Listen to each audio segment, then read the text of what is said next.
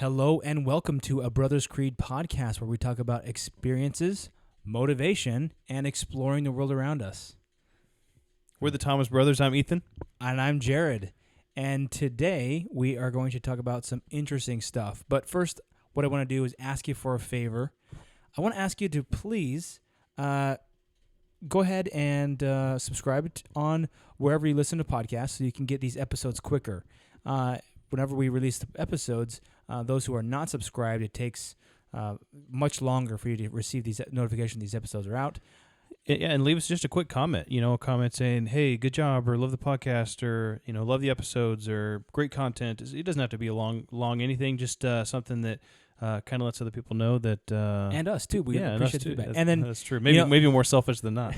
And then also, just if you could leave us a 5-star rating, that'd be great. That goes a long way with us. So goes a long way with reaching a bigger audience. So we appreciate that.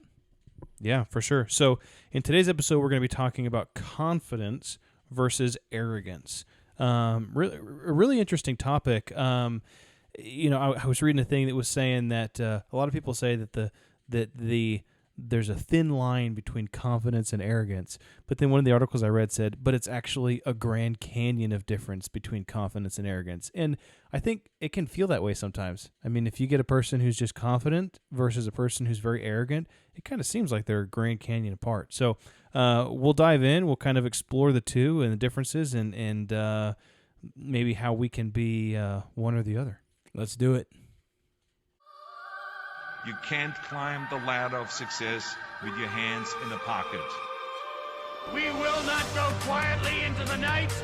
They tell me you're a man with true grit. I am the one who knocks. Don't ever tell me what I can't do, ever! That's how winning is done.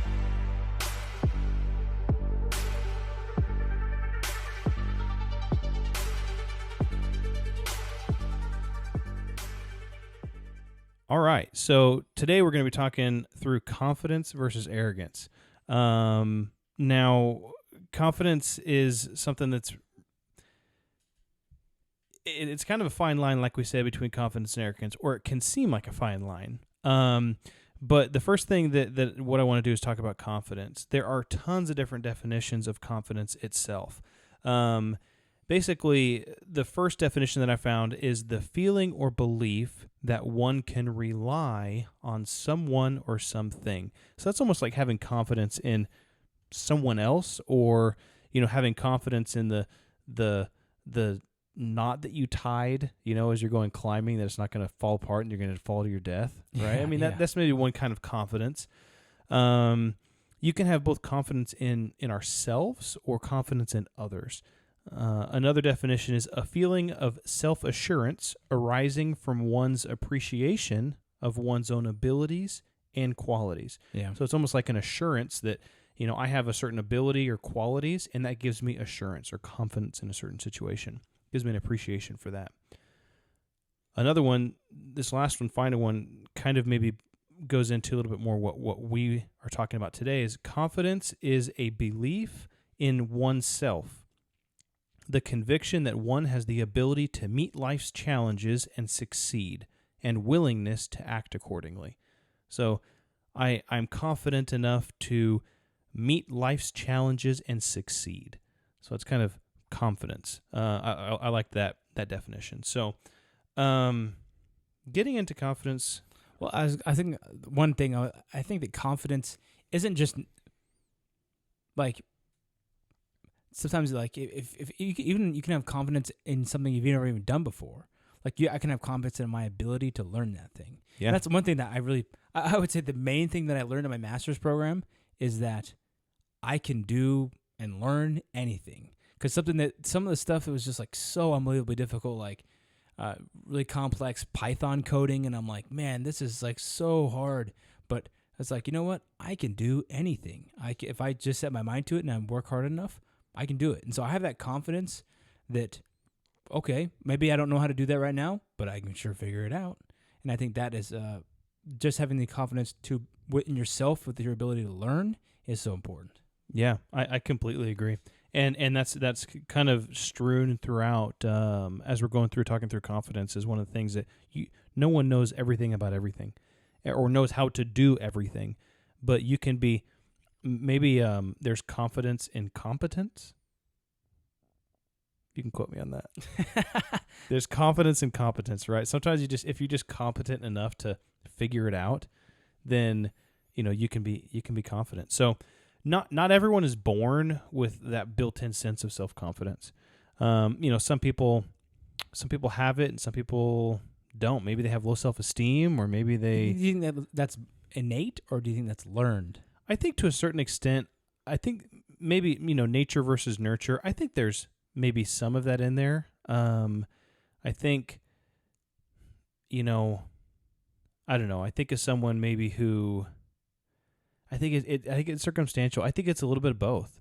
I think there are certain people. I think if you come from maybe a household where you're taught to, think for yourself and to have opinions and to be confident and to be competent, then I think, maybe that's nurture. But at the same point, I think that if you, I don't know, maybe you're super tall, or you're super short, and you have self-confidence. There's a lot of guys out there that are quote unquote 5'11", and they're standing on their tiptoes in the clubs, trying to be taller because that's like a confidence. Yeah, or someone who's or 5'9", where you're not short but you're not tall, and it's. I say quote unquote those. I was doing air quotes when I said 5'11", because on all the dating apps they'll say 5'11", but really they're not. Yeah. I think I saw. See, dating apps were before my day, but I think I saw something on Instagram where it was like, if a guy says that he's 5'11" on a dating app, he's not 5'11". Yeah. Well, the thing is too, but I'm 6'2", and I don't really have, I don't know, I've never really had that complex of feeling like, not having confidence in that my height, let's say. But I've felt are unconfident in other things. But I think there's certain like features or whatever else. And one of the things we're going to talk about is one of the things that you can do to make yourself more confident is to become physically fit. And so I think that's something that. And then your height, well, that won't affect your height. A lot of short guys. Well, let me take this back. But several short guys that I have known get super jacked. Yeah. But I think sometimes it has this effect that just get wider. Yeah. Well, I think, I'm going to say it's a proven fact, but it's a proven fact that a lot of times shorter guys can put on more muscle quicker than taller guys can, because they have, I don't want to get too technical, but maybe I just like to say that so I don't feel so bad because I'm tall and I'm like, how tall was Schwarzenegger? Like 6'4"? No, Arnold Schwarzenegger, in the peak of his bodybuilding career, he was 6'2", 240 pounds. Yeah. Yeah. Pure muscle. Yeah. I was like, dude, I'm 6'2" and 240 pounds. Like I'm at my peak right now. Yeah, exactly. I'm at my goal. So, not everybody's born with it. I think it's kind of, a lot of what we're taught as well. Many of us can find it difficult to develop confidence, either because of some personal experiences that we've had. Maybe we haven't been nurtured to the point to feel that we are capable, or some people are not loved, but they're belittled, and that self-esteem is super low. So what are some of the attributes of a confident person? So I read a bunch of different things and kind of compiled a list of 5 or 6 things that are some of these attributes of a confident person. So a confident person does what they believe is right, even if it is not popular. They are willing to take risks. They admit their mistakes and learn from them. A confident person is able to accept a compliment, and a confident person is optimistic. Those are a couple of ones that I liked. So projecting confidence really helps gain, and I think anybody who's kind of been in the professional world, a lot of times in sales too, projecting that confidence helps you gain credibility. It makes a strong first impression. It helps you and those around you deal with pressure. If you can be confident in the face of pressure, then other people will kind of flock and like to be around people that aren't just going to panic and lose their mind. and so it's confidence really helps you tackle personal and professional challenges. And so the first part of that is that projecting confident helps you gain credibility. That's I believe that so much. You ever heard the phrase "fake it till you make it"? Right. So Yeah. I have been saying that since like early high school, right? Because I learned early on that, I didn't know everything, but as long as I went into things confidently, and even like what you said, I might not know what it is, but I'm confident that I can learn it. I'm confident that I can figure it out. A couple examples of that. So the first one is my wife. She is an excellent photographer.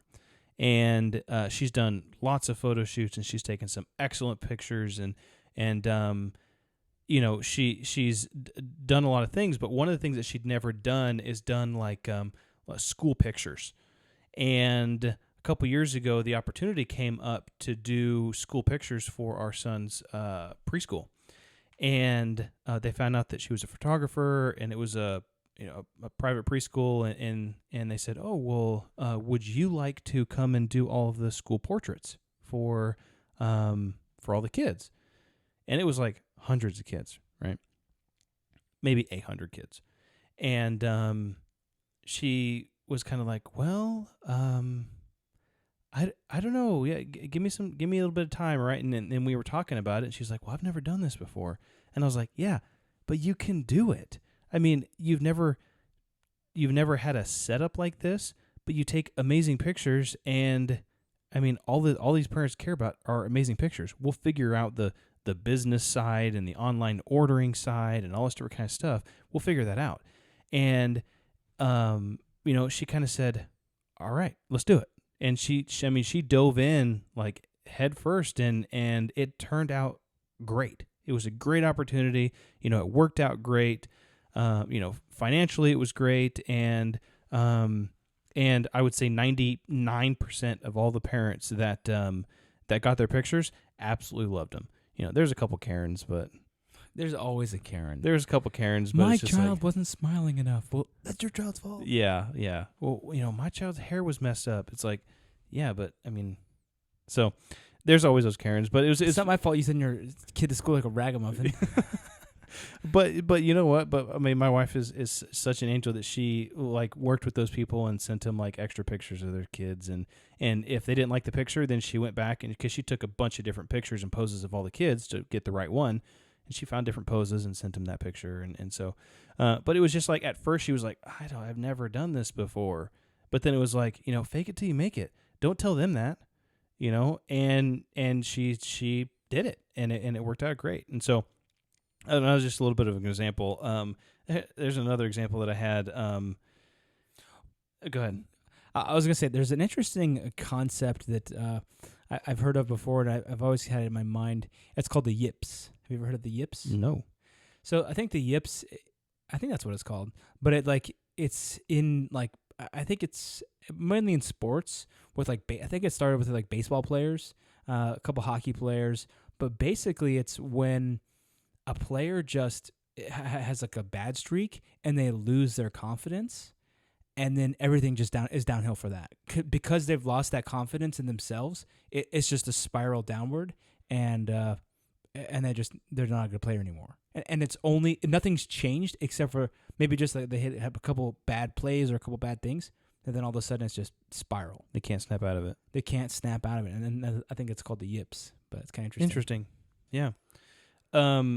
So, as we're talking about self-confidence as we go through these different things, one of the other aspects of confidence that I thought was interesting is having confidence in other people. And I think it takes a certain amount of self-confidence to be confident in somebody else, if that makes sense. For example, I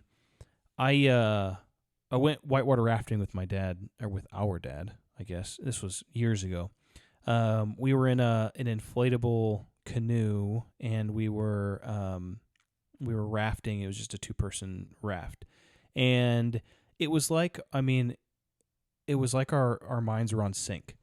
And it was just, we didn't even have to talk. I mean, one person's in the back and one person's in the front. And whenever the person in the front switched sides paddling, the person in the back switched sides. And it was just like, it was so fluid that it was like, no matter what position we were in, both of us had 100% confidence in the other person.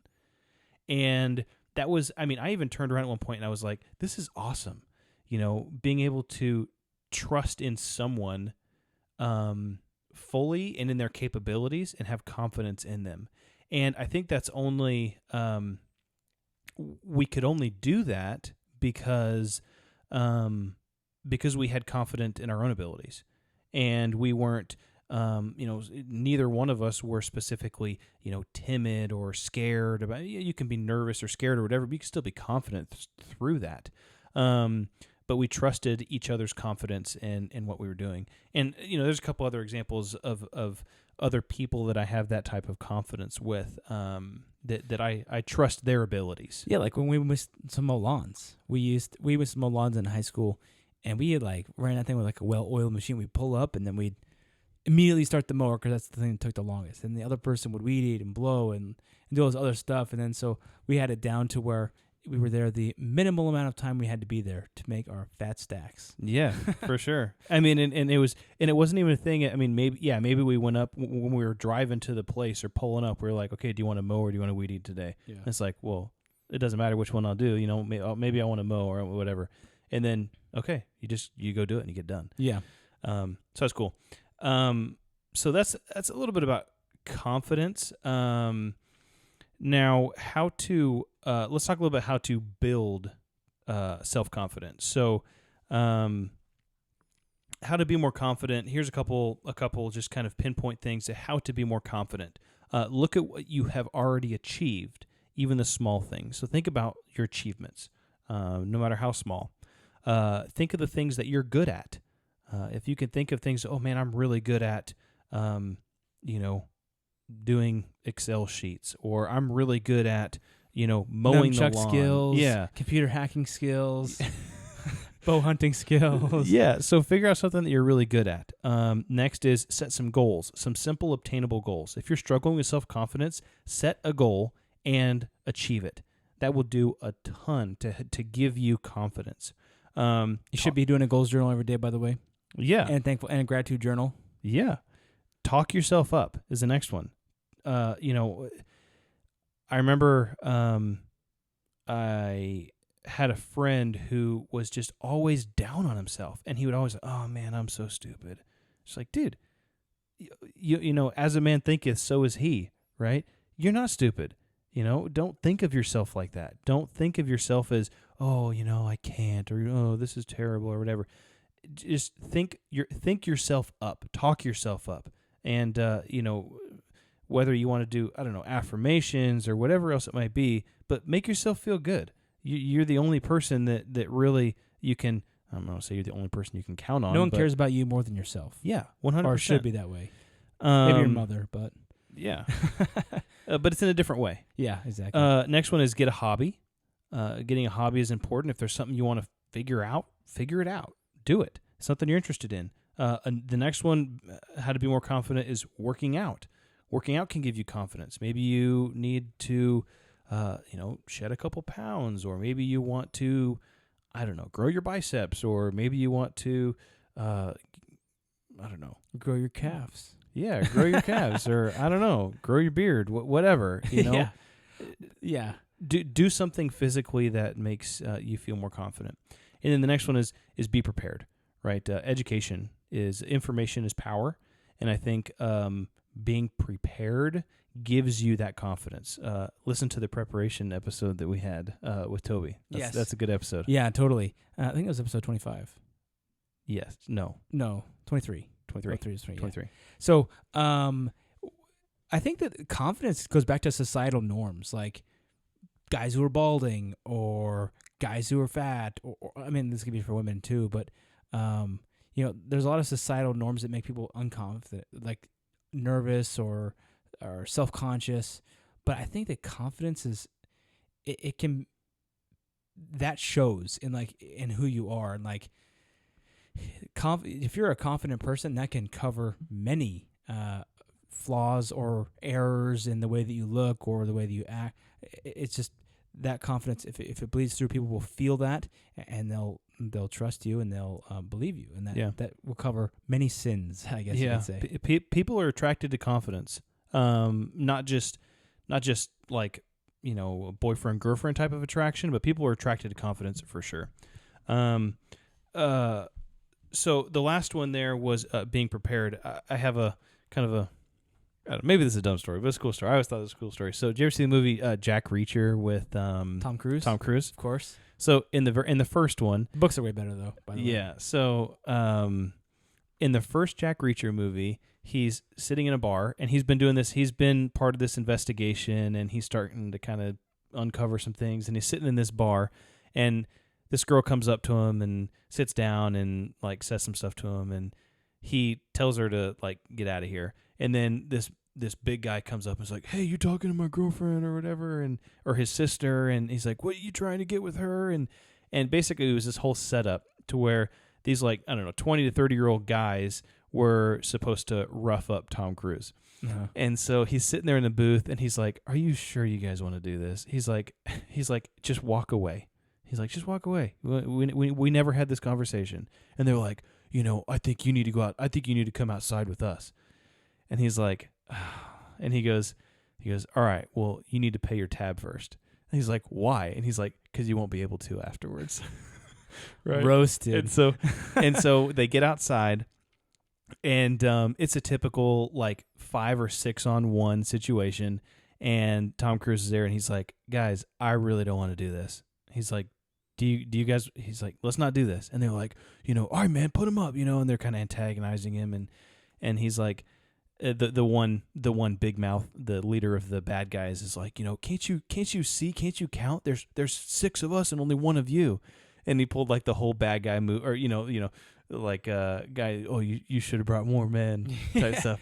And so they end up coming after him, and then he beats up a couple of them, and then he beats up the leader, and then a couple of them run and everything. And so, but it was just like that confidence, Hit right? the biggest guy the hardest, and the rest will run. Yeah, it was that confidence that maybe there was a little bit of arrogance kind of stirred in there. But to me, seeing that, I mean, he didn't want to fight him, but the thing is that he was trained, and he knew, he had the confidence to say, "Hey," you know, he had the know-how. He was prepared to where, I mean, he'd been in that spot so many times, apparently, that he's like, "You know, okay, I guess, if you guys want to." Yeah. And it was like that confidence of he was confident in his ability to defend himself and the situation. But that was a cool. That reminds me of the scene in Logan. Remember at the beginning of the movie when he's in the limousine and he's sleeping? And these Mexican guys are like jacking up the car. They're trying to steal the rims. his rims, yeah. And And he's like, no, stop. "Don't crash the rims. And the guy's it's a like, lease." And the guy like pulls out a shotgun and he like shoots him. He's like, "Not the car." He jumps in front of the shotgun and gets blasted in the chest. Yeah, because he didn't want to mess up the leased car. Yeah, one of the guy hits the car and he's like, and he just totally destroys those guys. Yeah, That was funny. the Wolverine. Yeah, that's awesome. So, go ahead. No, yeah, I was just gonna say. So, one quick note as well, in going along with confidence, is beware of overconfidence. Overconfidence, I think, is not. It's not quite arrogance. Because I think overconfidence, I think you can maybe overextend yourself. So, for example, maybe your boss gives you a project and says, "Hey, when can you get this done?" You go, "Oh, this project's easy. I can get this done in a week," right? And then the end of the week comes and you're like, "Oh, shoot, this project was not easy and it's going to take me another 2 weeks to get done." Then you kind of overpromised, right? You were overconfident. Not that you weren't arrogant. I mean, you weren't like putting anybody down, but you just underestimated. You overestimated your abilities, maybe. So maybe overpromise and underdeliver. Yeah, there's one thing I was going to share. It's underpromise and overdeliver. Sorry. Hey guys, just wanted to take a quick break and say thank you for listening today and invite you to support us on Patreon. As a loyalist supporter, you get access to 2 additional episodes per month, which are not released publicly. You can find the link to our Patreon page in the episode description. Let's get back to the show. there's something called the victory disease, and it occurs in military history when a military leader gets complacent or arrogant, brought on by victories or a series of victories, and it makes engagement at the end disastrous for that commander and his forces. A couple of examples of these are the Japanese. In the beginning of the war, they smashed us at Pearl Harbor, they smashed us in the Pacific, several different places, and they were doing really good. And then they were just like, man, we're unbeatable. And then at Midway, we absolutely destroy them. I think we sunk like 4 or 5 of their. I think all but one of their aircraft carriers. Yeah. And then you think about Napoleon too, when he had to at the Battle of Moscow. Everything came to a culmination of it was like, okay, well, you're fighting a different enemy, different tactics. You can't use the same thing every time, and so you're not invincible. And that's so interesting that that's kind of that victory disease is kind of what you're saying. Yeah, for sure. So I guess confidence and arrogance kind of can go hand in hand, or can kind of be. It can be a thin line, or it can be, the Grand Canyon. The Grand Canyon in some cases.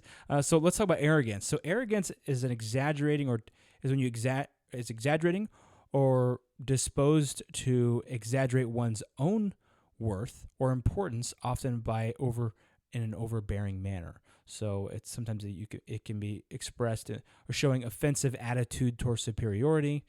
Some examples of arrogance is when someone thinks they're never wrong, when someone believes that they're better than others and they know more than everyone else, or when sometimes people will do that around like money. Like, do you know how much money I make a year? And it's like, yeah, what does that matter at all? Like, does that make you a better person? It's just like that rubs me the wrong way.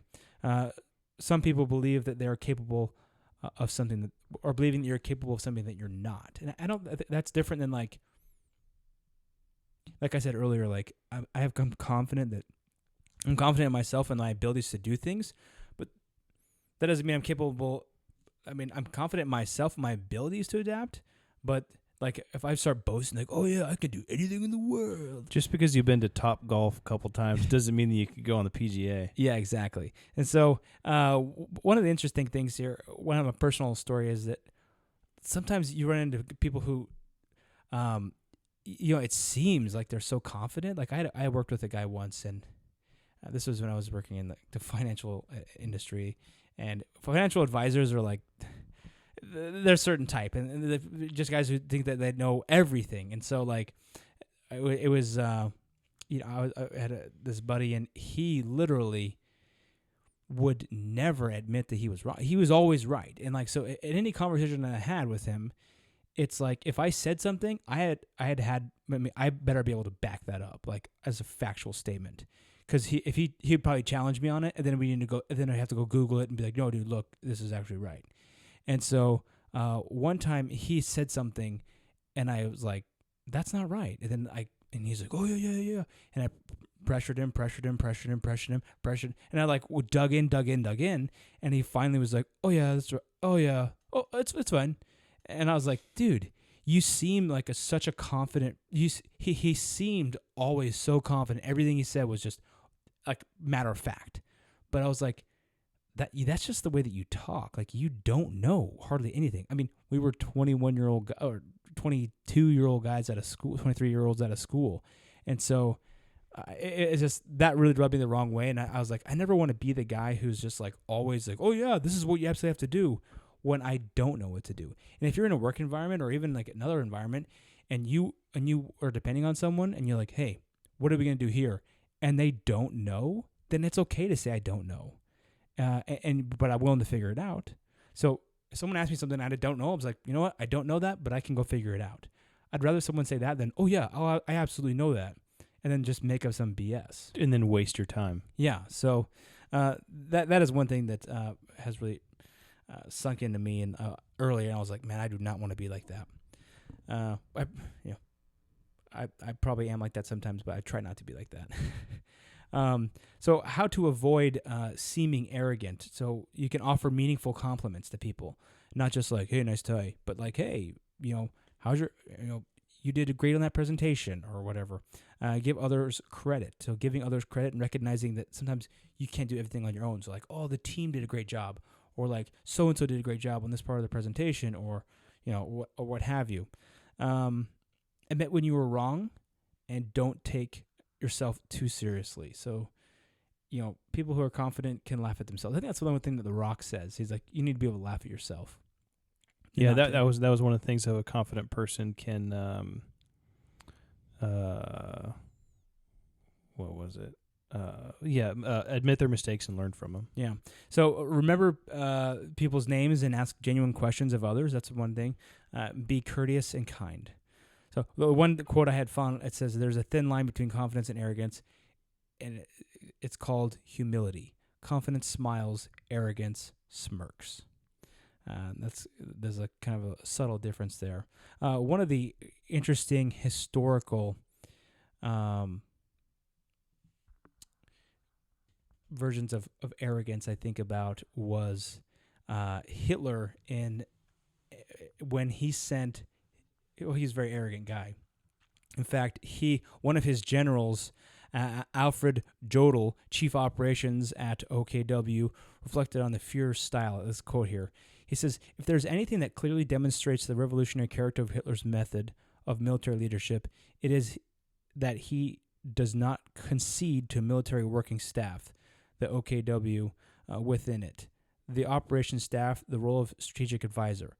All attempts I undertook in the direction failed. Hitler was willing to have a working staff that translated his decisions into orders, which he would then issue as supreme commander of the Wehrmacht, but nothing more. He did not care to hear any other points of view. If they were even hinted at, he would break into a short-tempered fit and enraged agitation. Remarkable and for soldiers incomprehensible. Conflicts developed out of Hitler's almost mystical conviction of his own infallibilities as leader of the nation and of the war. And so when you think about this in the context of the Battle of Stalingrad, I was going to say the German Eastern Front, the Russian Western Front. Yeah, so Grad was named after Joseph Stalin. And so Hitler's like, I want to take that city. If I imagine taking the city with the other president's namesake. And so that was like a big point of pride. And so he was very arrogant. And so they had done this blitzkrieg strategy in the Netherlands and Poland where they just rushed in and they basically took all these countries in a matter of weeks, just blitzing through them. And so what he did was he sent all these German troops over to Stalingrad. And this was in July of 1942-ish. The summer of 1942, and he was like, "Oh yeah, we're gonna take Stalingrad by the summer, in a few weeks, and we'll have this thing down pat." And Joseph Stalin, at the time he issued something called the Soviet High Command issued Order Number 227, and in this order, one of the points from that said, from within this was the famous order where he said, "Not one step back." He said, we've given enough territory, not one step back. And one of the things within this, it says, this was a kind of a quote-ish from that order. It says, from within the limits of each army, 3 to 5 well-armed defensive squads, and put them directly behind unstable divisions, and require them, in case of panic and scattered withdrawals of elements of the divisions, to shoot in place panic mongers and cowards, and thus helping the honest soldiers of the division execute their duty to the motherland. So if you turn around and retreat as a Russian soldier, you would have got shot. So, and that's like, if you ever watch the movie Enemy at the Gates, yeah, that's exactly what they do. All these soldiers are getting unloaded into Stalingrad, and they're like, "Go, you fight for the motherland." They hand the guy a rifle, and then they said, "When he dies, you pick up his weapon." The first guy they hand a rifle, and then they hand a clip of bullets, and then a clip of bullets to the next two guys, and then a rifle, bullets, rifle, bullets. And then they send him out there, and they go fight. And then there's like no retreat, so the guy's coming back. They're shooting at, so they're literally getting shot at from both directions, from the Germans and their own guys. And so this was such an interesting. So that was just interesting in the context of Stalingrad. So that basically went on. So they got stuck there through the winter, and the Germans they weren't prepped for the winter. That was where this arrogance comes in, is they were not ready for a winter offensive there. And so they got stuck there. They had no clothes for winter. They ran out of medicine, food, ammo. They got split up into 2 camps, and the whole city was basically leveled. Basically just destroyed to rubble. And Hitler, the German general that was there, he was like, we need to surrender. And he's like, I'm going to make you a field officer, and no field officer has ever surrendered. And the guy, he basically told the guy to kill himself, and to fight to the last man. And so the guy's like, "Screw that, man!" And he ended up going over, eventually surrendering to the Germans. Surrendering to the Russians. And it's crazy, interesting what Hitler said about that guy. If you let me, I can read that. He said, "How can one be so cowardly?" This is what Hitler said. "How can one be so cowardly? I don't understand it. What is life? Life is the nation. The individual must die anyway. Beyond the life of the individual is the life of the nation. So many people have had to die, and then a man like that besmirches the heroism of so many others at the last minute. He could have freed himself from all sorrow and ascended into eternity and national immortality, but he prefers to go to Moscow." So that's what Hitler said. So he's obviously pissed. That sounds like the nationalist Nazis to me, but yeah. So it was he was not happy that the guy surrendered, but just listen to this: how many people died? The arrogance and power coupled with the fear of Hitler resulted in continuing slaughter of more than 800,000 Germans and Romanians, and additional 91,000 men were captured and sent to Russian gulags in Siberia. Only 5,000 to 6,000 of those ever returned home a decade after the war ended. Out of 90,000, 5,000. So in total, there were around 1 million Red Army soldiers that died, or so Soviet soldiers that died or went missing. So in total, about 2 million people died in that battle. And it was just unbelievable how much carnage was there. And you think about the arrogance, really kind of on both sides, from Hitler just being like, "No, we have to take it," and he wasn't ready, he wasn't prepared. It's almost like that victory disease, he wasn't prepared. And then on Stalin's side, just shooting people for retreating and just sending people in that weren't prepared. 1 million people died. That's so many people. And in one city, one battle. Yeah. Unbelievable. But so that's kind of some interesting stories about arrogance. One of the questions I wanted to discuss with you, though, was about Muhammad Ali. He was a very controversial figure. And I was thinking about him and saying, many people had called him arrogant and cocky. In a lot of the stuff he said, I murdered a rock, I hit the switch and I was in the bed before the lights went out, or I handcuffed lightning, and all this kind of crazy stuff. He would kind of say it in a rhyme. He was really a showman in the way that he would, rhyme and say all this kind of stuff and try to intimidate his enemies. He'd kind of trash talk his opponents. Yeah, try to rattle them when he fought. What's the guy? George Foreman. He also beat Joe Frazier. When he fought George Foreman, I think he was like fighting him, and then at the time he was like, I think 31. George Foreman was like 25, and so it was an older guy versus a much younger guy, and he was beating him, and then he kind of went up to him at the end, and he's like, "Is that all you got?" And then he came up and he goes, "That's not what Rocky said, dude." Yeah, he's like, "You ain't nothing." Yeah, and then he came back and went, boom, knocked him out, and that's that famous picture where he's like standing over the guy, And so, yeah, I think one of the Muhammad Ali, one of his defenses was just to say, if anybody ever asked him, "You're so arrogant," he would automatically say you're racist, and so that was kind of his card that he would play. But one of the, and I don't agree with that, obviously, but one of the things that he would say is that if you can back it up, is it arrogance? Yeah. If you can walk the walk, are you allowed to talk the talk? Yeah, I don't know. My kind of a couple of things in arrogance. I said arrogance is confidence without humility. Is kind of how I felt what arrogance was. Arrogance tears people down, but confidence helps to lift other people up. So if I'm thinking about that and arrogance, I would say he was arrogant. Just because you can doesn't mean you should.